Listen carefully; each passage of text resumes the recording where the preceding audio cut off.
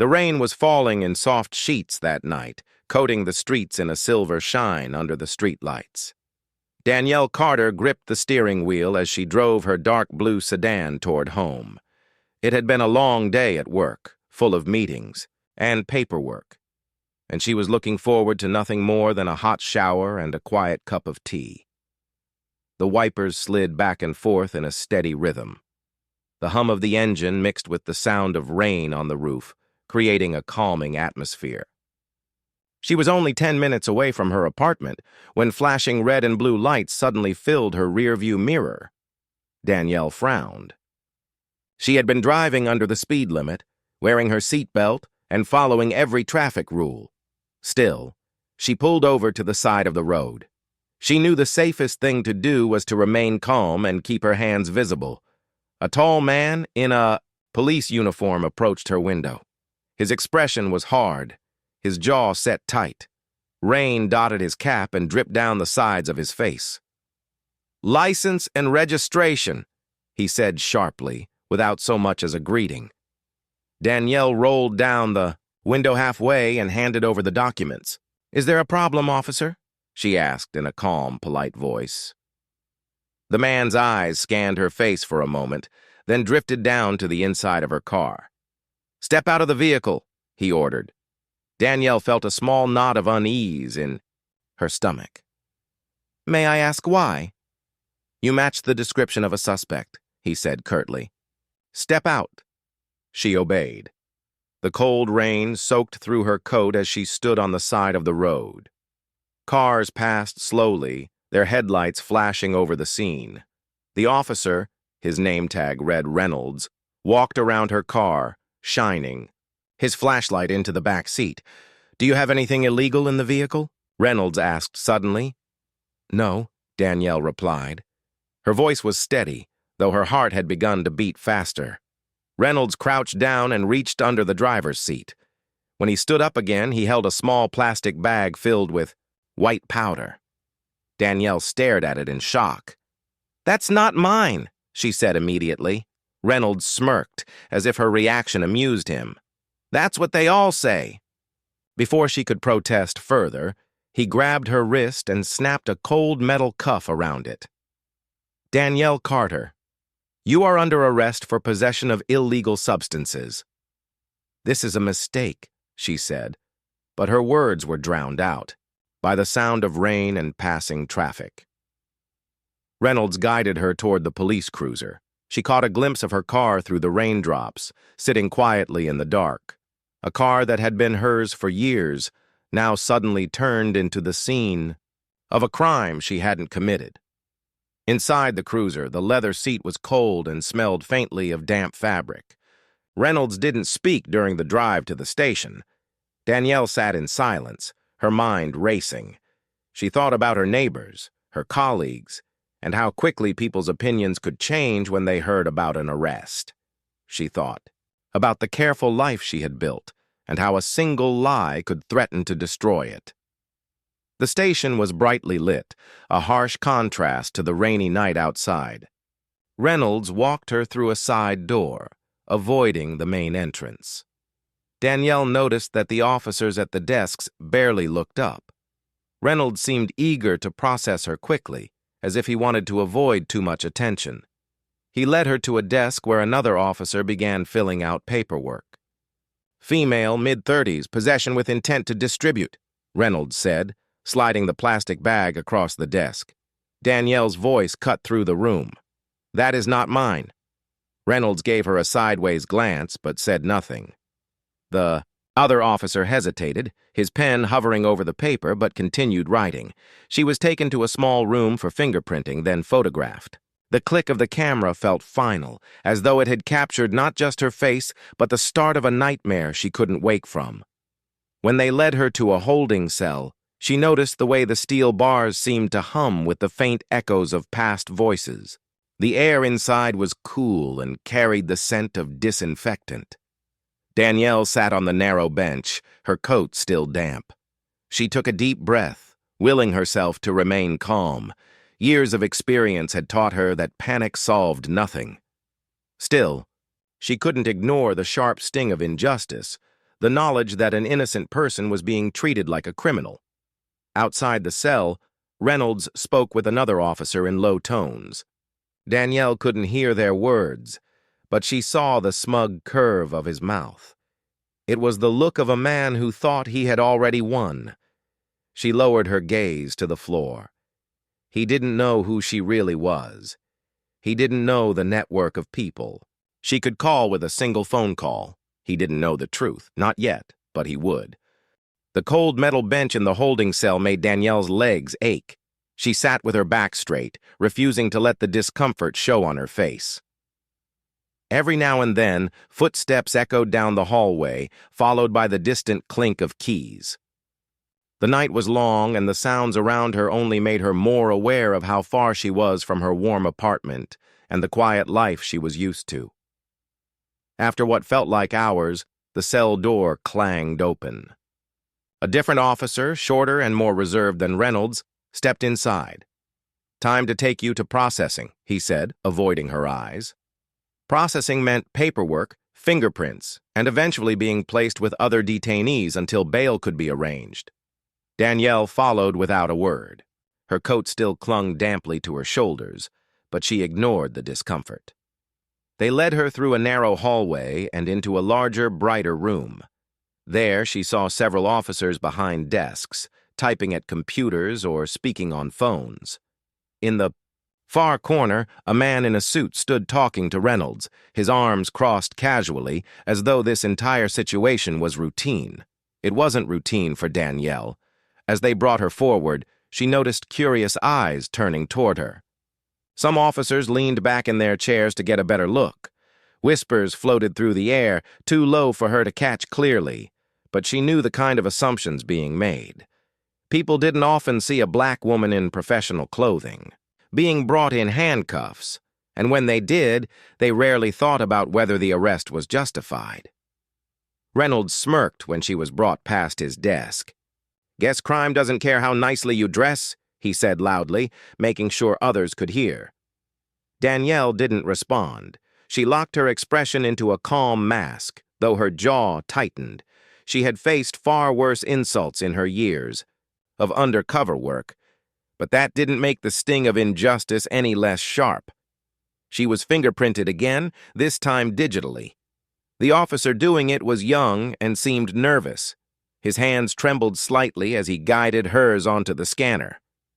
Danielle studied him silently, wondering if he sensed something was wrong with the case but didn't dare speak out. A camera flashed as they took her mugshot. She looked directly into the lens, her eyes steady, her lips pressed into a neutral line. If this picture ended up on the news, she wanted people to see her as she truly was. Not defeated, not broken.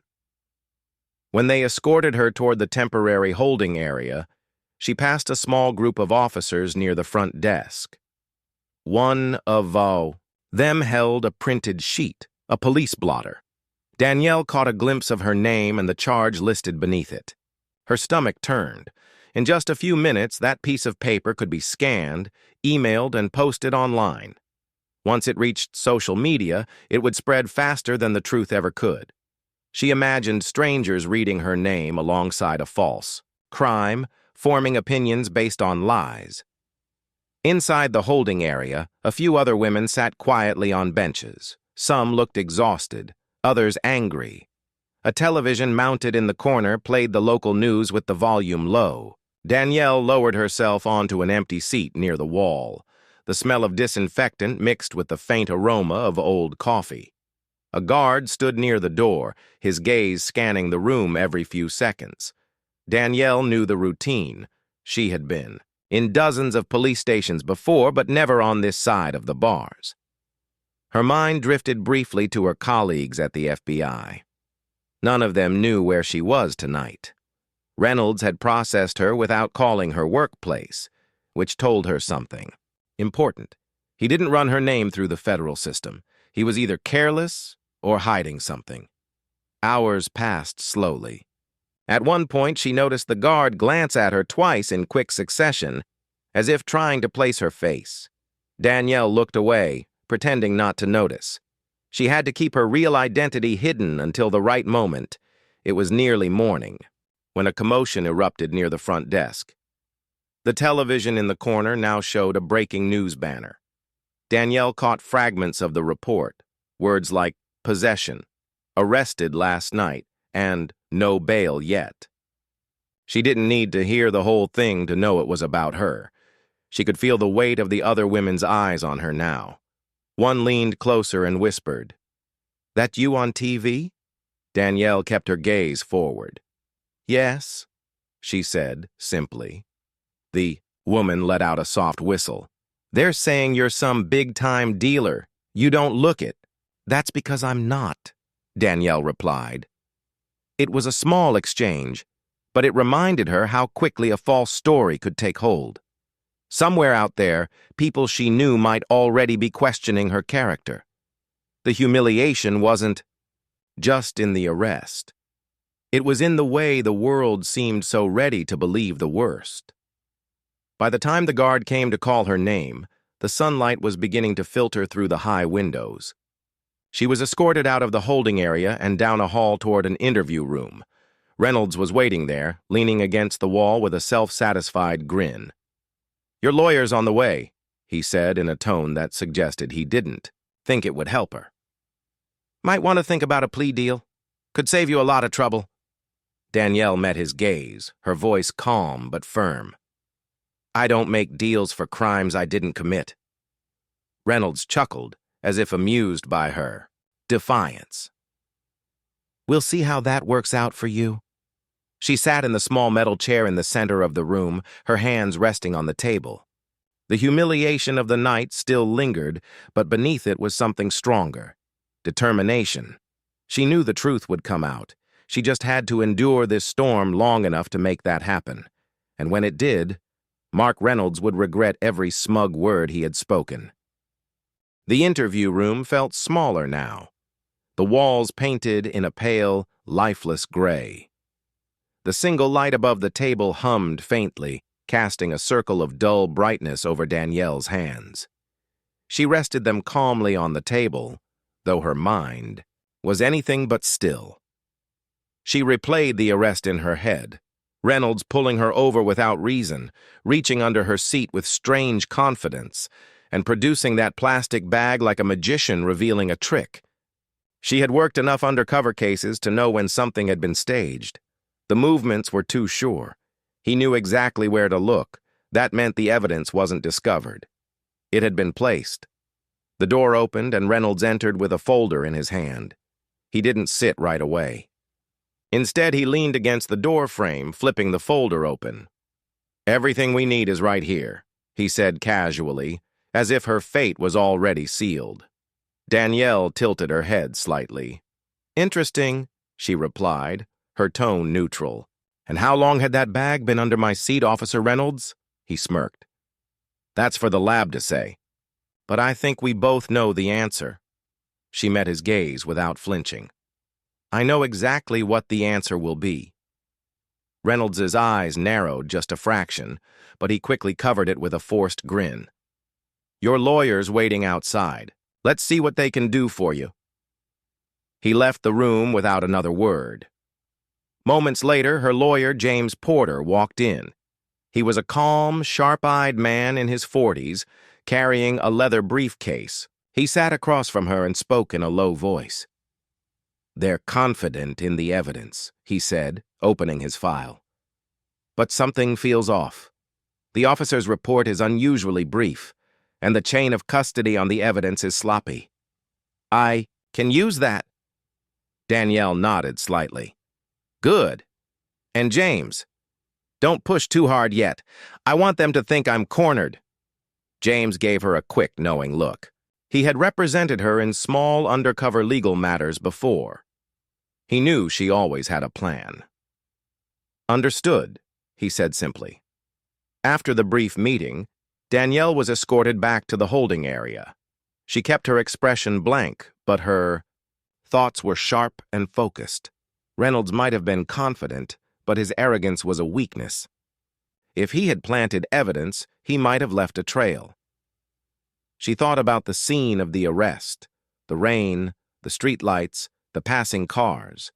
That meant possible traffic cameras, maybe even security cameras from nearby shops, and she knew exactly who could get them. In the corner of the holding area was a payphone, guarded by an officer. When it was her turn to make a call, she lifted the receiver and dialed a number from memory. The voice on the other end was warm and firm. "Lisa Torres speaking." "It's me," Danielle said quietly, turning slightly so no one could read her lips. There was a pause. "Danielle, are you—" "Yes. Arrested. Framed. I can't say much, but it's Officer Mark Reynolds. I need you to pull any camera footage from Jefferson and 8th Street between 9:45 and 10:15 last night, and check the traffic camera logs for that area." Lisa's tone sharpened instantly. "Got it. Are you okay?" "I'm fine. Just don't contact the local PD yet. I want to see how far this goes before I step in." "Understood. I'll call you back when I have something," Lisa promised. Danielle hung up, the faint click echoing in her ear. She knew Lisa was one of the most relentless investigators in the FBI's Internal Affairs Division. If anyone could gather proof, it was her. Back in the cell, Danielle sat quietly, observing the people around her. Most were too wrapped up in their own troubles to pay attention, but a few glanced her way from time to time. The news story about her arrest had already started, circulating. The damage to her reputation was building, exactly as Reynolds had probably hoped. That evening, Reynolds returned, this time to transfer her to the county jail until the hearing. As they walked through the corridor, Danielle noticed his confident stride, the slight smugness in his expression. He believed the case was airtight. Outside, the rain had stopped, but the streets still glistened under the dim streetlights. The police cruiser's back seat smelled faintly of wet leather. Danielle stared out the window during the ride, counting turns and landmarks, memorizing every detail for later. At the county jail, she was processed again, her belongings stored in a small plastic bag. The holding cell here was larger, with a few more people, but the same cold air and distant hum of fluorescent lights. She sat on the far bench, thinking through the timeline. From the moment she left her office to the arrest, there had been only 3 stops: the gas station, a red light at Jefferson and 8th, and then the pullover. That gave Reynolds only a small window to plant the evidence, unless he had done it earlier. Either way, she suspected he had targeted her deliberately. The next afternoon, a guard called her name. She stepped into a small meeting room where a phone sat on the table, already connected. Lisa's voice came through the line. "I have the footage," she said without preamble. "2 things. First, a traffic camera caught Reynolds' cruiser parked near your car for several minutes before he pulled you over. Second, a shop camera across the street shows him opening your driver's side door when you weren't inside." Clear as day, a slow, controlled breath escaped Danielle's lips. "Perfect. Hold on to that. We'll need it in court." "One more thing," Lisa said. "His records got complaints, all dismissed, mostly from black drivers. There's a pattern here." Danielle's eyes narrowed. "Then we're not just clearing my name. We're going to end his career." As she hung up, she felt the first real spark of satisfaction since her arrest.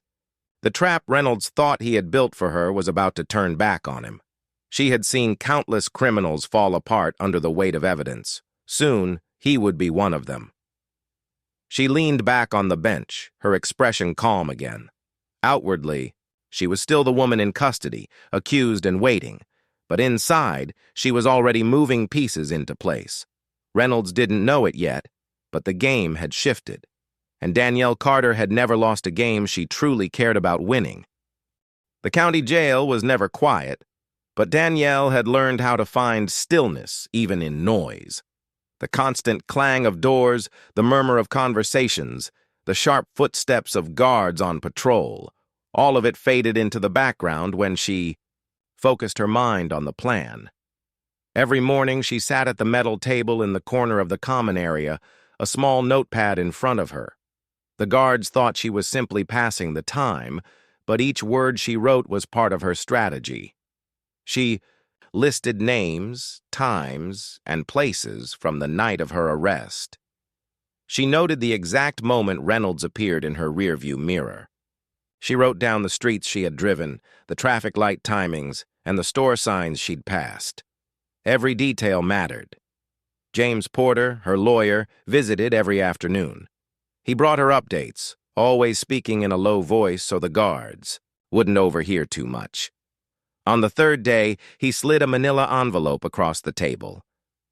"This is from your friend," he said, his eyes hinting that he meant Lisa. Inside, Danielle found printed still frames from the footage Lisa had recovered. One showed Reynolds's cruiser parked behind her car long before the stop. Another captured him leaning into her vehicle. His hand, gloved but clear in the image, was reaching under the driver's seat. Danielle studied the pictures carefully, her fingers tracing the edges of the paper. "We'll use these," she said softly. James nodded. "The preliminary hearing is in 2 days. They'll expect us to ask for bail or a dismissal. I suggest we do neither. Let them think they have control." A faint smile tugged at her lips. "Exactly. We let them get comfortable. The bigger the fall, the louder the truth will sound." That night, as the jail lights dimmed, Danielle lay on her narrow bed staring at the ceiling. She thought about her years in the FBI, all the times she had walked into dangerous situations without flinching. Yet, this felt different. This wasn't an enemy from the outside. This was corruption in a uniform, hiding behind authority. It was personal now. She imagined Reynolds in the courtroom, standing tall, speaking with the same smug confidence he'd shown during her arrest. She pictured the moment his expression would change, the instant he realized the evidence had turned against him. That image kept her calm. On the morning of the preliminary hearing, Danielle was dressed in a simple navy suit James had brought. It wasn't flashy, but it was clean and professional. She wanted the jury, the judge, and everyone watching to see her as she truly was, composed, intelligent, and unshaken. The transport van rattled along the road to the courthouse. Through the small window, she caught glimpses of the city, busy sidewalks, shop windows, and people going about their lives. She wondered how many of them had read the headlines about her arrest. How many had already made up their minds about her? Inside the courthouse, the air felt heavy with anticipation. Reporters stood outside, cameras ready, waiting to capture her arrival. Their voices blended into a jumble of questions. "Miss Carter, are you pleading guilty? Do you have anything to say about the charges? Were you targeted?" Danielle kept her eyes forward, walking steadily into the building. James walked beside her, shielding her from the most aggressive reporters. In the waiting area outside the courtroom, she saw Reynolds speaking with the prosecutor. He was smiling, shaking hands, and chatting like a man who had already won. His eyes flicked to her for a brief moment, and she caught the faintest smirk before he turned away. Danielle said nothing, but James leaned closer. "He's too confident. That's good for us." When the hearing began, the prosecutor outlined the charges with rehearsed certainty. He spoke of the clear evidence found in Danielle's car, the strong testimony of an experienced officer, and the risk she posed if released. Danielle listened without interruption, her expression calm, but her mind alert. Then it was James's turn. "We are not here today to argue every detail of this case," he began, "but I must say, there are serious questions about the integrity of the evidence and the conduct of the arresting officer." A murmur ran through the small audience in the courtroom. The judge raised an eyebrow but said nothing. James didn't show the photographs yet. Instead, he asked that all evidence be secured for further examination and that the arresting officer's actions be reviewed in light of new information. He spoke just enough to plant doubt in the judge's mind, then stepped back. Reynolds shifted slightly in his seat. Danielle noticed the way his smile faltered for a split second before returning. He wasn't expecting resistance this early. After the hearing, Danielle was escorted back to the holding area behind the courtroom. James joined her there briefly before she was taken back to the van. "They're curious now," he said. "The judge didn't like the sound of new information. It's making the prosecution nervous." "Good," Danielle replied. "Let them wonder. The less they know until the trial, the better." Back at the jail, Danielle felt the shift in momentum. Even without revealing the evidence, she had unsettled Reynolds. That was the first step. Lisa called that evening through James's secure phone line. "I've got more," she said. "Reynolds' radio logs from that night show. Him stopping near your car twice before the pullover. And I traced the glove he was wearing. It's not department issued. Looks like he bought it himself 2 days before your arrest." Danielle's lips curved into a slow, satisfied smile. "That ties him directly to planting the evidence. Keep digging. We'll need every piece to make this airtight." "I'm on it," Lisa promised. The next 2 days were spent in quiet preparation. Danielle reviewed the timeline over and over, making sure there were no gaps the defense could exploit. She coached James on the exact order to reveal the evidence in court. First the footage, then the still photos, then the radio logs, building the case layer by layer until there was no doubt left. She also thought about her closing words, not for the legal record, but for the people watching. She wanted them to understand that this wasn't just about clearing her name. It was about holding people in power accountable, no matter their position. By the time the trial date was set, Danielle was ready.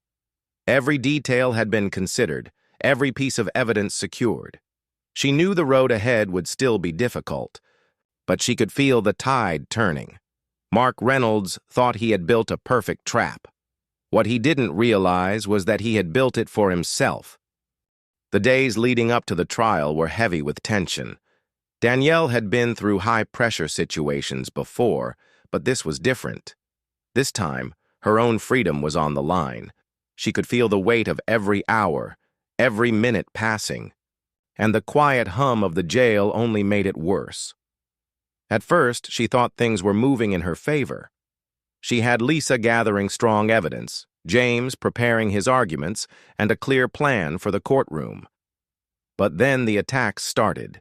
It began with a newspaper headline, "Former community volunteer exposed as drug trafficker." The article was full of false details, claims that Danielle had been under investigation for months, that she was connected to known criminals, that her arrest was the result of extensive police work. None of it was true. The quotes, "from anonymous sources," made it worse, painting her as someone who had fooled the community for years. James showed her the paper during a meeting. "This isn't an accident," he said. "Someone's feeding them these lies. Danielle didn't need to guess who." "Reynolds," she said firmly. "He's trying to poison the jury pool before the trial even starts." 2 days later, a local news station aired a short segment about her case. They replayed her arrest footage over and over, showing her being led into the station in handcuffs. Reynolds appeared on camera, speaking with careful words but a confident tone. "This arrest was the result of solid police work," he told the reporter. "We can't comment on all the details yet, but the public can rest assured. Dangerous. Individuals won't be allowed to operate in our city." Danielle watched the clip in the jail's common area, surrounded by other inmates. She could feel their eyes on her, some sympathetic, some judgmental. The humiliation burned, but she forced herself to stay composed. Inside, however, she was seething. Reynolds wasn't just framing her. He was trying to destroy her completely. That night, she called Lisa again. "He's going on the offensive," Danielle said quietly. "I need more than proof. I need a clear story that shows exactly what—" He did, step by step. Lisa's voice was calm but urgent. I'm already on it. I found a former officer who filed a complaint against him 2 years ago. It was buried, but the statement is damning, and I just pulled GPS data from his cruiser. It matches the surveillance footage perfectly. That's good, Danielle said. But we'll hold it until the trial. Let him keep talking. The more confident he gets, the harder he'll fall. The next morning, Danielle was called to the warden's office. She entered cautiously, unsure what to expect. Inside, the warden sat behind his desk, a file in front of him. "You've been receiving some unusual mail," he said, flipping open the file. "Threats, mostly anonymous." He slid a few letters toward her. They were typed with no return address. "You'll never walk free. You don't belong in our community. People like you should stay behind bars." Danielle read them slowly, her face giving nothing away. She had received worse threats in her career, but it was clear these were meant to shake her before the trial. She looked up at the warden. "I'll be fine," she said simply. Still, she couldn't ignore the timing. Reynolds was tightening the pressure, hoping she'd crack or agree to a deal. He wanted her to feel cornered. Later that week, during another meeting with James, he told her about a rumor going around the courthouse. "Word is, Reynolds has a witness. Claims they saw you take the drugs from someone earlier that night." Danielle's eyes narrowed. "Let me guess. This witness is someone with a criminal record who owes him a favor." James shrugged. "I'm checking, but it smells like a setup." "It is," she said. "And if he's bringing false witnesses, he's desperate." That evening, Danielle sat in her cell, staring at the small barred window. The faint orange light of the sunset filtered through, casting shadows across the floor. She thought about the years she had worked to build her career, her reputation, and her relationships in the community. In just a few days, Reynolds had tried to tear all of it down. But she also thought about every case she had solved, the people she had helped, the criminals she had stopped. Those victories had come from patience, from knowing when to wait and when to strike. This was no different. 2 nights before the trial, Lisa called again with an update that made Danielle sit straighter. "I traced one of the anonymous letters to a printer in the precinct's own copy room," Lisa said. "Guess whose access card was used?" Danielle almost smiled. "Reynolds." "Exactly. I've got the log data. It's one more piece for the puzzle." "Good," Danielle replied. "When we walk into court, we'll have enough to end this." The day before the trial, Reynolds gave one last interview to the press. Danielle didn't watch it live, but she heard about it from James. "He's overconfident," James said. "He's talking like the verdict is already in his favor. Even hinted that you might save everyone the trouble by pleading guilty tomorrow." Danielle met his gaze steadily. "Tomorrow? I'm not just walking out of that courtroom free. I'm walking out with the truth." That night, she couldn't sleep. She lay awake, going over the order of events in her head. The trial would be public, and every word spoken would matter. The judge, the jury, the press, all of them would see the full story, from the moment she was stopped to the moment Reynolds planted the evidence. She imagined the moment the footage played on the big screen, the sharp intake of breath from the crowd, the silence when the truth became undeniable. She imagined Reynolds' face, the smirk gone, replaced by something he couldn't hide: fear. When morning finally came, she felt no exhaustion, only focus. The time for patience was over. Tomorrow, the truth would walk into court with her, and it would not be leaving without victory. The morning of the trial was bright and crisp, but for Danielle, the air felt heavy. The courthouse stood tall in front of her, its stone walls holding the weight of countless stories, some of justice, some of injustice. Today, hers would be added to that history. James met her at the steps. His expression was steady, but Danielle could see the fire in his eyes. "We're ready," he said simply. Inside, the courtroom buzzed with low murmurs. Reporters filled the benches along the side, cameras flashing whenever Danielle took a step. The prosecutor sat confidently at his table, shuffling papers. Beside him, Officer Reynolds leaned back in his chair, his uniform sharp, his expression smug.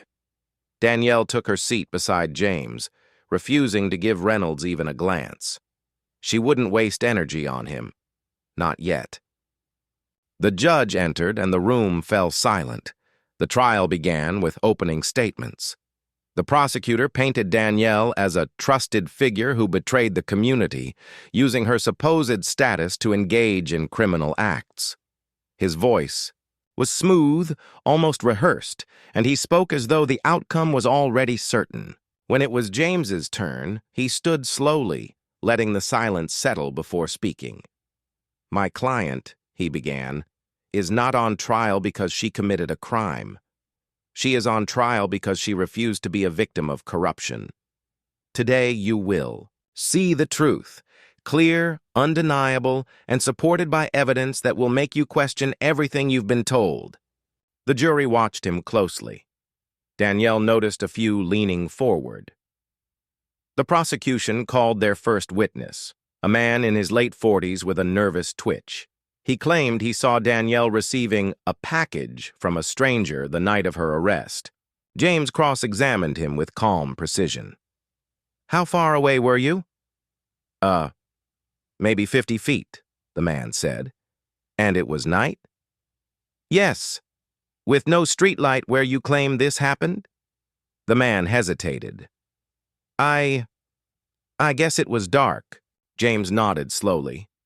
"So in the dark, from 50 feet away, you are certain, without doubt, that you saw my client and not someone else?" The man shifted uncomfortably.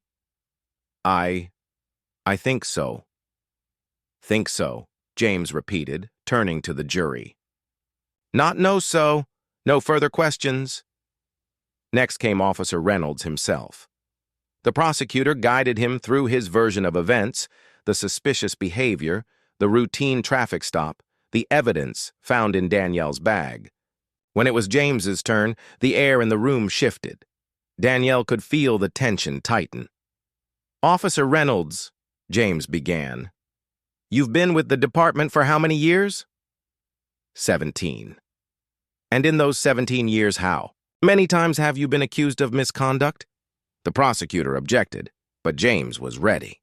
"Your Honor, this goes directly to credibility." The judge allowed it. Reynolds' jaw tightened. "None that were proven." James paced slowly. "None proven. But complaints exist, do they not?" Reynolds shifted in his seat. "Some baseless claims, yes." James stopped pacing. "We'll return to that. For now, let's talk about the night in question. You stopped my client? Why?" "She was acting suspicious." James tilted his head. "Suspicious how?" Reynolds hesitated, then said, "She looked nervous." The jury's expressions shifted. James seized the moment.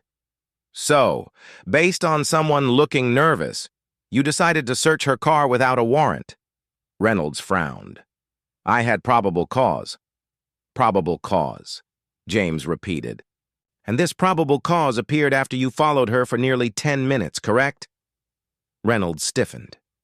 "I was on patrol." James let the silence stretch, then turned toward the evidence table. "Your Honor, I'd like to present Exhibit 12, surveillance footage from a private business's security camera on the night in question." The screen at the front of the courtroom flickered to life. The grainy black and white footage showed Danielle's car at a red light, and behind it, Reynolds's cruiser. The timestamp showed he had been following her long before the supposed suspicious behavior. James spoke evenly. "Members of the jury, this footage was obtained legally and confirmed by multiple sources. Officer Reynolds followed my client without cause. But that's not all." The footage shifted to another angle. This time, it showed Reynolds stopping his cruiser in a dimly lit side street, stepping out, and retrieving a small object from his trunk. The camera wasn't perfect, but the outline of the object was clear enough to match the drugs found in Danielle's bag. Gasps rippled through the courtroom. Reynolds's face tightened, but he said nothing. James turned back to him. "Officer, Reynolds, do you deny this is you in the video?" Reynolds glanced at the prosecutor, then said, "It's not clear enough to identify anyone." James smiled faintly. "Interesting, because the GPS logs from your cruiser, Exhibit 13, place you exactly at that location, at that time. And the access records from your precinct's storage room, Exhibit 14, show you checked out that same evidence item earlier that evening." The jury whispered among themselves. The judge called for order. Reynolds shifted again. I can't explain that." James didn't let up. "No explanation. Accept the truth.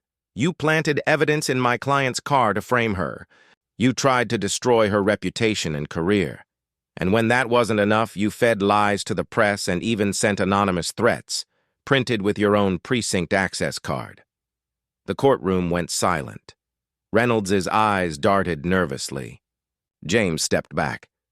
"No further questions, Your Honor." The prosecutor looked pale. His case was crumbling, and everyone knew it. After a short recess, James called Lisa to the stand. She walked the jury through every piece of evidence: the GPS data, the surveillance footage, the storage room logs, even the printer records linking Reynolds to the threats. Her testimony was clear, precise, and irrefutable. When she finished, James turned to the jury. "Ladies and gentlemen, this is not just about clearing my client's name. This is about showing that truth still matters in this courtroom. No badge, no position, no amount of confidence should shield someone from accountability." By the time the court adjourned for the day, the shift in the room was undeniable. The jury no longer looked at Danielle with suspicion. Instead, they looked at her as someone wronged, someone fighting to reclaim her life. Reynolds, once relaxed and arrogant, now sat stiff and pale, his gaze fixed on the table in front of him. As Danielle left the courtroom with James, she felt the first hint of relief in weeks. The fight wasn't over. The verdict would come tomorrow, but the truth had been laid bare, and Reynolds knew it. The next morning, the courthouse was quieter than usual. A sense of expectation hung in the air, heavy and unmoving. Danielle stood outside the courtroom doors with James and Lisa. She had hardly slept. Every sound, every whisper in her mind, kept reminding her that today could change everything. James placed a steady hand on her shoulder. "We did our part. Now it's in the jury's hands." Lisa gave a small nod. "They saw the truth, Danielle, and the truth is hard to ignore." Inside, the courtroom was filled again. Reporters, spectators, and police officers lining the walls. Officer Reynolds sat at the defense table for the prosecution's side, his face pale, but his jaw set. He avoided Danielle's eyes. The judge entered, and everyone stood before taking their seats. The jury filed in, their expressions calm but unreadable. Danielle's heart pounded in her ears. She kept her hands folded in her lap, focusing on breathing evenly. The judge's voice broke the silence. "Madam Foreperson, has the jury reached a verdict?" The woman in the front row stood holding a folded piece of paper. "We have, Your Honor." The clerk took the paper and read aloud. "In the case of the state versus Danielle Carter," Danielle's fingers tightened around each other. The air felt still, as if the room itself was holding its breath. "We, the jury, find the defendant not guilty on all charges." The words seemed to hang in the air for a moment before the room erupted.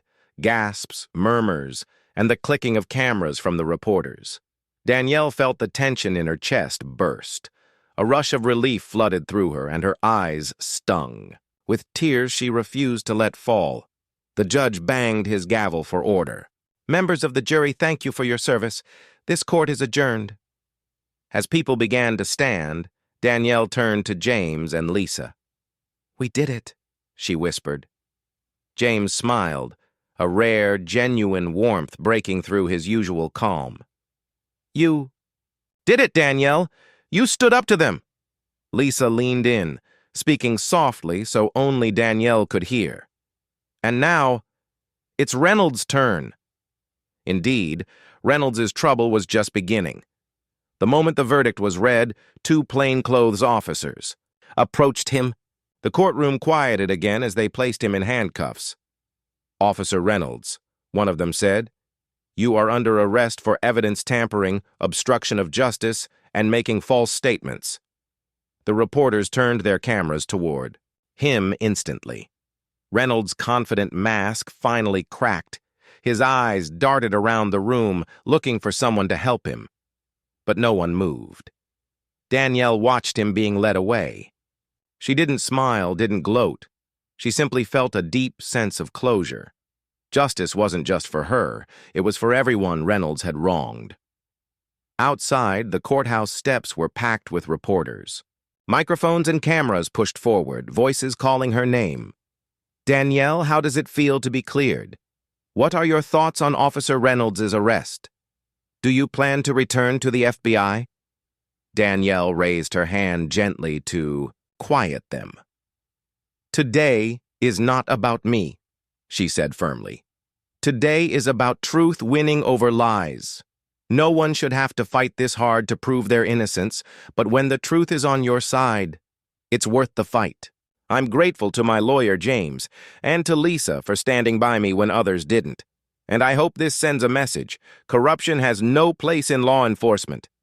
The reporters shouted more questions, but James guided her through the crowd. Later that afternoon, Danielle sat in James's office with coffee in her hands. For the first time in weeks, she felt like she could actually taste it instead of just drinking it for strength. James sat across from her, leaning back in his chair. "So," he said, "what's next for you?"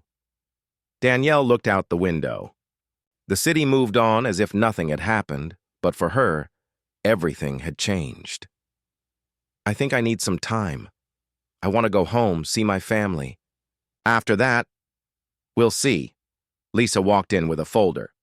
"The FBI sent this over," she said. "It's an official statement welcoming you back if you choose to return. They're also opening an internal review of Reynolds' past cases." Danielle took the folder but didn't open it right away. "I'm glad they're taking it seriously, but for now, I just want to breathe." That evening, Danielle went for a walk along the waterfront. The sunset painted the sky in warm colors, and the waves rolled in quietly. She thought about the past weeks, the fear, the doubt, the nights she wondered if she'd ever be free. And she thought about the people who had stood beside her: James, with his relentless determination; Lisa, with her careful research and belief in the truth; her family, who had called every night just to remind her she wasn't alone. She realized something important. This fight hadn't just cleared her name. It had reminded her why she had joined the FBI in the first place: to stand for justice, even when it was difficult, even when it was dangerous. The next morning, she called Lisa. "Tell the Bureau I'll be back next week," she said. "There's still work to be done." Lisa's voice held a smile. "I'll let them know. Welcome back, Agent Carter." When Danielle hung up, she felt a new energy in her chest. The trial was over, but her mission wasn't. She had faced lies, betrayal, and public humiliation, and she had walked through it stronger than before. And somewhere, in a small cell, in the county jail, Reynolds was beginning to understand that truth had a way of catching up to everyone. A week later, Danielle returned to the FBI headquarters. Her colleagues greeted her warmly, some with apologetic looks for doubting her before. She didn't hold it against them. She knew how convincing lies could be. In her office, she found a small note on her desk. It wasn't signed, but she knew. It was from James. It simply read, "Justice is not a destination. It's the road you walk every day." Danielle smiled. She placed the note inside her desk drawer and opened her first case file since returning. She was ready.